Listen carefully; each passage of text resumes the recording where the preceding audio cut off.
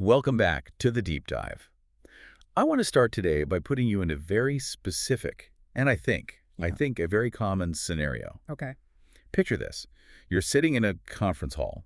Maybe it's just a Sunday morning service. The lighting is, dramatic. The music is swelling. And there's a speaker on stage who is just incredibly compelling. It's a high-stakes environment. It's definitely designed to get a response. When it works, you feel that physical pull in your chest, a genuinely stirred heart. Yeah. You're sitting there thinking, this is it.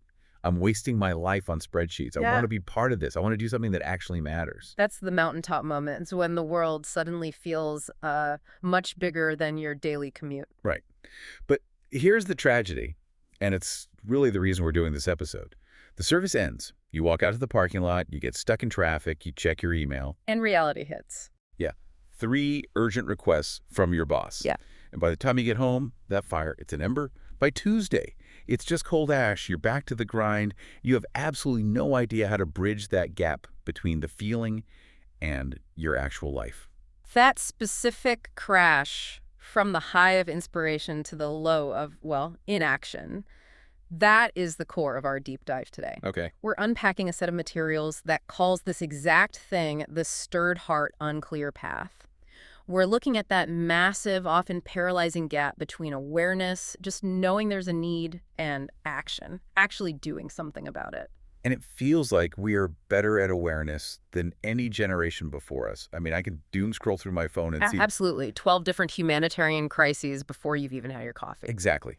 That's actually a huge part of the problem, according to the source material. It calls this the paradox of awareness. The paradox of awareness. Yeah. We have access to more data on global suffering than anyone in history. But, ironically, that flood of info doesn't make us more active. No, it often leads to paralysis. The problems feel too big, too complex, and just too far away. So we freeze. It's just information overload. We freeze. And the text identifies 3 very specific and honestly quite dangerous outcomes when we get stuck there. Dangerous how? Like spiritually dangerous. Yes, exactly. The first is passive admiration.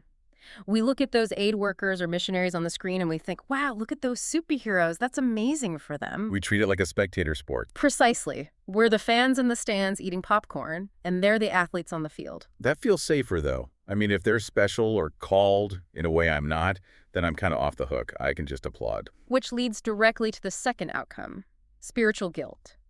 Deep down, you know the need is there, and you know you aren't doing anything about it, so you just feel bad. Right. But, and this is a key insight from the text, guilt is a terrible fuel source. It burns hot and fast, but it produces a lot of smoke, and eventually you just burn out. You can't build a lifestyle of service on feeling bad about yourself. Okay, so spectator sports and guilt trips. What's the third one? The myth of elite participation. This is the idea that impactful work is only for the, special forces of faith. The people who are ordained or have 0 debt. Or who are naturally just incredibly adventurous and love sleeping in tents. The people who have their entire lives perfectly together. Yeah. Not precisely. But our sources today argue that this is a total distortion. The problem isn't that you aren't elite enough. The problem is a lack of what the author calls accessible pathways. Explain that, because pathway can sound a little bit like corporate jargon. Think of it like a maze. You have the desire to get to the center, to serve, but you don't have a map. You turn left, hit a dead end, turn right, hit a wall. You just give up. Eventually you get tired and you just sit down. An accessible pathway is simply a structured journey. It turns a vague, overwhelming desire into a series of concrete, manageable steps. I like that analogy. It sounds less like a guilt trip and more like logistics. It is logistical, but the text grounds it theologically. It argues that God is a God of ordered obedience. I mean, look at the biblical narrative. When Noah builds the ark, God doesn't just say, hey, Noah, build a big boat, figure it out. No, he gives them blueprints. Blueprints, dimensions, materials. When the Israelites move through the desert, it's not a chaotic mob. It's a staged journey. So structure isn't the enemy of spirituality. I think sometimes we feel like if it's led by the Spirit, it should be, spontaneous and messy. The argument here is that structure is the scaffolding for spirituality. It protects your yes. So our mission for this deep dive is to basically dismantle that scaffolding. We're going to look at how to move from observer to practitioner through 4 specific stages found in the text. And what are those? Short-term missions, apprenticeships, funding, and recognition. Okay, let's start with the controversial one, short-term missions. I had a feeling you'd go there first. Well, we have to address the skepticism. I've heard plenty of people call this spiritual tourism. You know the vibe. Wealthy Westerners, flying somewhere for a week to paint a wall that didn't need painting, taking a selfie with a local kid for Instagram, and then flying home feeling like a savior. That is a scathing critique, but to be fair, the source material acknowledges its validity. If a trip is poorly designed, it can be exactly that, a glorified vacation with a halo. It can actually do harm. Right. But the argument here is that we shouldn't throw the baby out with the bathwater. Instead, we need to completely reframe the purpose of these trips. Reframe it how? Because if the work isn't the main point, what is? We need to view them not as saving the world trips, but as training grounds. The text uses this term, threshold experiences. Threshold meaning you're crossing a line. You're crossing into a new reality. The expert in the text points to Luke 10, where Jesus sends out the 72 disciples. He sends them out briefly. Why? They weren't experts yet. Not at all. They weren't going to fix all the problems in those towns in a few days. He sent them out to learn. It's called the pedagogy of going. So the primary goal isn't the output of the work.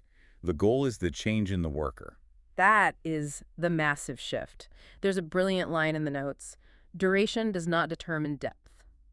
A short experience, if it effectively disrupts your comfort zone, can reveal things about your own heart, your dependencies, your fears, your hidden biases. Things you wouldn't see otherwise. Exactly. Things that 10 years of sitting in a comfortable pew might never touch. It's like a pressure cooker. It is. And the text lists 3 specific benefits of putting yourself in that pressure cooker. First, experiential learning. Your theology gets tested. It's easy to say God provides when you have a full refrigerator and a 401k. It's very different when you're in a context of scarcity. Moves it from your head to your gut. Second is spiritual formation.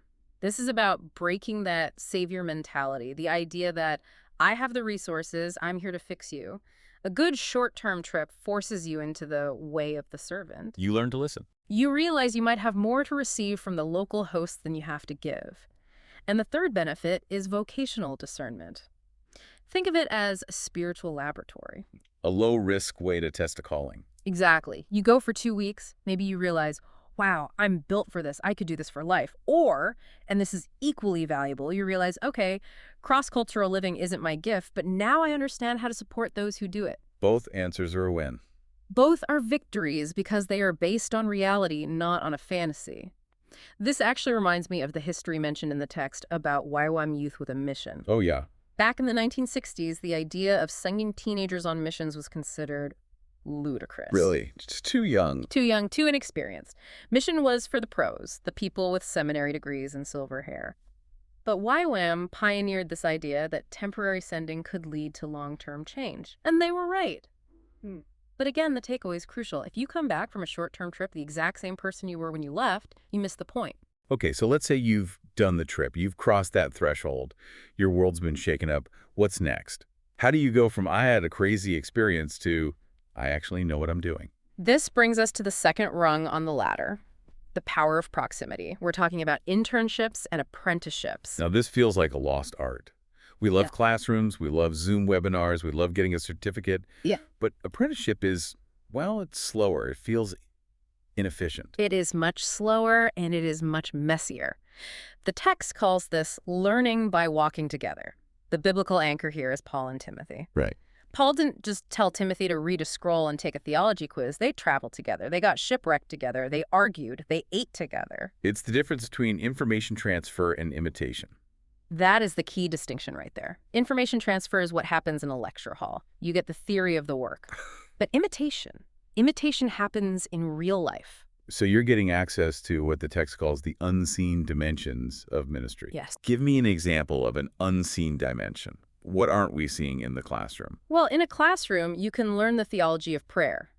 But in an apprenticeship, you see how a veteran missionary actually prays when they've just received terrible news. You see how they handle a conflict with a team member without blowing up the relationship. You see how they navigate failure. You're seeing the wisdom, not just the knowledge. You're catching the spirit of the work. That's a great way to put it. It's contagious in a way a textbook can never be. And practically speaking, it provides a safety net. It lets you fail gracefully. Better to make your rookie mistakes with a mentor right there. Right. Not when you're leading the mission alone 5 years later and everything just falls apart. So we have the training ground of short-term trips. Yeah. We have the deep formation of apprenticeships. But now we have to talk about the thing that I think stops 90% of people before they even start. The barrier. Money. Funding. It is the uncomfortable reality, isn't it? Yeah. It really is. I think for a lot of people, the moment they see the price tag or realize they might have to raise support, the door just slams shut. They think, well, God must not be calling me because I'm broke. Or, I can't ask my friends for money. That's just humiliating. And the source material addresses this head-on. It challenges us to completely reframe our view of funding. How so? We often see fundraising as begging. We feel like we're asking for a handout. It feels transactional. It definitely feels transactional. But the text argues for a theology of stewardship. It says funding is actually participation. Look at the early church in Acts 4. They shared resources so the mission could go forward. Or Philippians 4, where Paul calls their financial gift a fragrant offering. A fragrant offering? That sounds like worship. It is worship. The argument is that when you ask someone to support you, you aren't taking from them. You are inviting them to participate in the work. You're giving them an opportunity to steward their resources for something eternal. That is a massive mindset shift from I need money to I'm inviting you to be a partner. It changes everything. And the text notes that planning financially isn't a lack of faith. It's a sign of maturity. Okay, so connected to funding is another barrier that we don't talk about as much, but the text says is crucial. Recognition. Yes, this one's subtle but so powerful. I have to be honest, this one sounded weird to me at first. Like, are we talking about giving missionaries a trophy? That feels, I don't know, unhumble. Aren't we taught to do things in secret? I know, it does sound counterintuitive, but the text makes a really compelling point. Recognition isn't about feeding the ego or creating celebrities. It's about normalization. Unpack that. What does normalization look like? Well, think about what we celebrate in our culture. We celebrate career promotions. We celebrate buying a new house. We celebrate athletic achievements. We validate what we value. Exactly. So if a community never publicly celebrates service or mission, if they never bring the missionary up front, tell their story, have a commissioning service, then the unspoken message is, this isn't important to us. Or, this is weird. This is weird.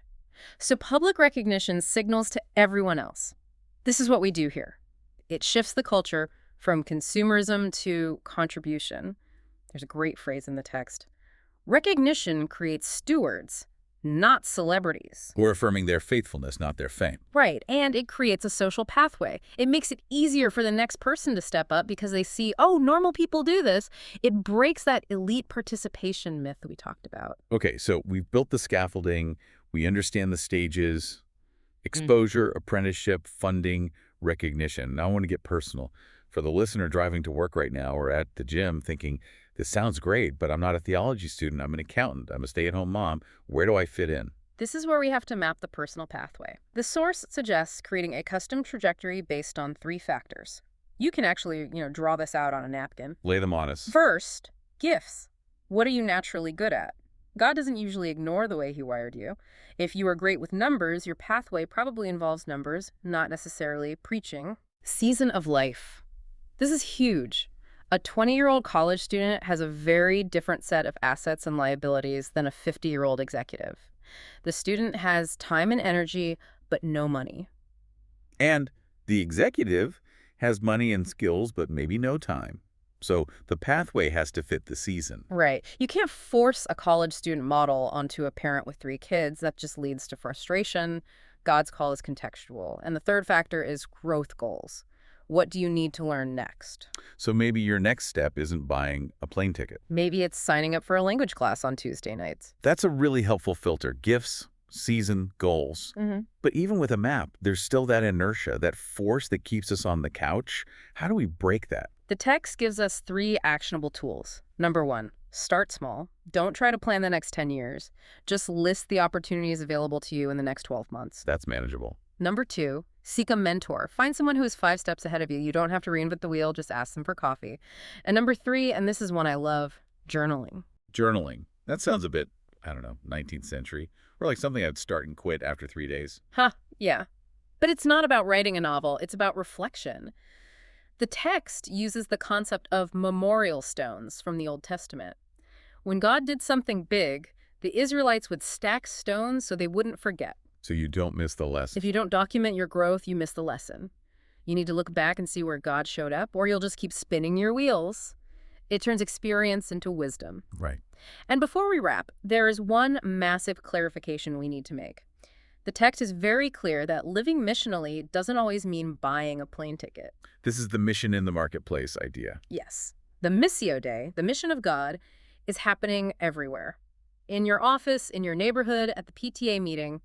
Using your professional skills for kingdom work is a valid, structured pathway. So if I'm that accountant we mentioned earlier, Your pathway might be using your skills to help a nonprofit audit their books so they stay legal. Or it might simply be being a witness of absolute integrity and grace in a cutthroat corporate office where everyone else is cutting corners.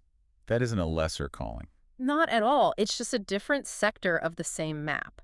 It opens the door for literally everyone listening. It removes that elite myth completely. So let's bring this all together. We started with that feeling, the stirred heart, the desire to do good, but the frustration of an unclear path.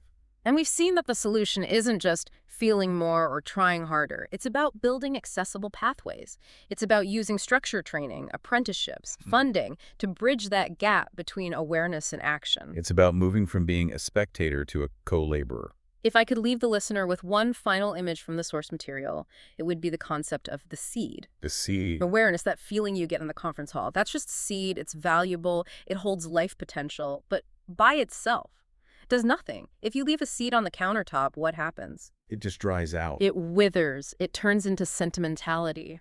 Or worse, it rots and turns into guilt. But if that seed is planted, and the soil is these structured pathways we've talked about, it bears fruit.